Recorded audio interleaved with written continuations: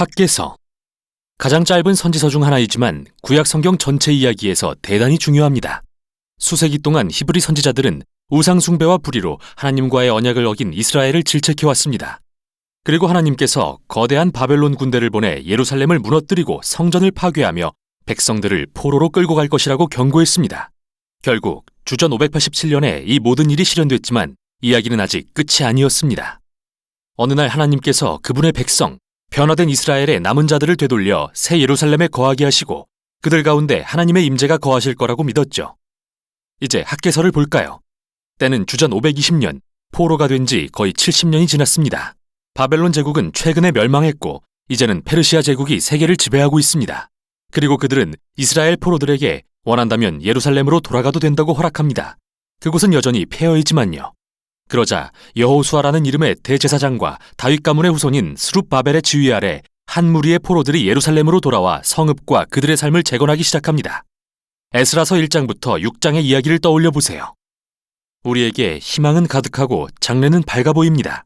그러나 실은 그렇지 않습니다. 적어도 학개가 보기에는 말이죠. 이 책은 학개 선지자가 예루살렘 사람들에게 4개월에 걸쳐 전한 말씀을 네 부분으로 나누어 요약하고 있습니다.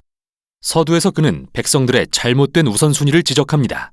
네, 물론 그들은 예루살렘으로 돌아왔죠. 하지만 그들은 모든 시간과 자원을 자신들의 화려한 집을 다시 짓는 데 쓸 뿐 성전은 70년 전에 파괴된 후 폐허로 방치되어 있습니다. 그래서 학개는 묻습니다. 성전이 황폐하였거늘 너희만 잘 꾸민 집에 거주하는 것이 옳으냐? 그리고 성전을 이렇게 방치하는 것은 그들의 조상들이 언약에 불순종했던 것과 다를 바 없고 이게 바로 이 땅에 소출이 없는 이유라고 말합니다. 왜 그들에게 기근과 가뭄이 닥쳤는지에 대해 학개는 여기서 신명기에 나오는 불순종에 따른 저주의 목록을 인용합니다. 이어서 이 모든 학개의 말씀과 도전에 백성들이 반응하기 시작합니다. 에스라 5장의 이야기도 기억해 보세요. 스룹바벨과 여호수아와 모든 남은 백성들은 학개의 예언에 자극을 받고 동기가 부여되어 성전을 재건하기 시작합니다. 다음 부분은 그로부터 한 달 후로서 학개는 백성들이 겪고 있던 무너져버린 기대에 관해 이야기합니다. 그들이 재건하고 있는 성전은 정말이지 지극히 평범해서 500년 전에 그 터에 지어진 솔로몬 성전의 영광에 비할 수도 없었죠. 그래서 새 성전을 완공하기에는 백성들의 사기가 크게 떨어져 있었습니다. 그러자 학개는 그들에게 미래의 하나님 나라와 이 성전에 대한 위대한 예언적 약속들을 상기시킵니다. 그는 이전의 선지자들, 특히 이사야와 미가의 예언들을 들어 새 예루살렘에 관해 이야기합니다. 그곳은 하나님께서 그로부터 온 세상을 구원하시는 장소가 될 것이며 모든 민족이 그곳에 와서 하나님 나라에 참여할 것이며 그 결과 평화의 시대가 도래할 것입니다. 그래서 이 성전은 미래에 대한 하나님의 계획에 핵심적인 역할을 하는 것이죠. 이렇게 학개는 백성들에게 상황은 실망스러울지라도 희망을 품고 일하자고 촉구합니다. 세 번째 부분은 그로부터 2달 후로서 언약에 신실할 것에 대한 학개의 당부입니다. 그는 제사장들과 의식적 정결에 대한 대화를 나누는데요. 레위기에 나오는 모든 주요 개념들을 기억해 보세요. 그는 만일 시체를 만져서 부정해지거나 죽음으로 인해 더럽혀진 어떤 사람이 가서 음식을 만지면 그 음식도 부정해지냐고 묻습니다.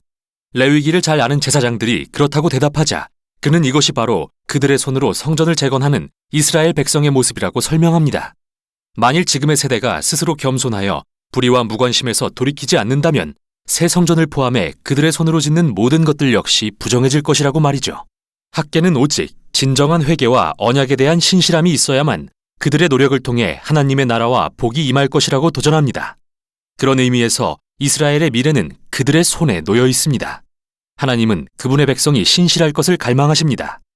여기서 학개가 포로 세대에게 선택을 요구하는 모습은 모세가 약속의 땅에 들어가기 전 광야 세대에게 도전했던 상황과 매우 비슷한데요. 그들의 순종은 하나님의 복과 성공으로, 불순종은 파멸로 이어질 것입니다. 이 책의 결말에 이르러 학개는 하나님 나라에 대한 미래의 소망을 요약합니다. 하나님은 새 예루살렘을 그분의 영광스러운 나라의 중심으로 삼으시고 그곳으로부터 모든 민족의 악을 대적하여 물리치실 것입니다. 학개는 백성들에게 바로의 군대가 패했던 출애굽기 이야기를 상기시킵니다. 하나님은 이제 다윗에게 주신 약속을 성취하고 그의 가문에서 왕을 세우실 것입니다. 학개의 시대에 이는 스룹바벨로 대표되죠. 이렇게 이 책은 밝은 미래에 대한 희망찬 내용으로 끝이 납니다. 여기서 질문이 있습니다. 학개의 세대는 하나님 앞에 신실했을까요? 그들이 이 모든 약속의 성취를 경험하게 될까요? 그리고 스룹바벨, 그는 신실했을까요? 결국 그가 메시아 왕으로 밝혀질까요? 이에 대한 답을 찾으려면 마지막 두 권의 선지서인 스가랴서와 말라기서까지 계속 읽어보시기 바랍니다. 그러나 이 짧은 책은 모든 세대의 하나님의 백성들에게 주어진 위대한 도전을 우리 앞에 제시합니다.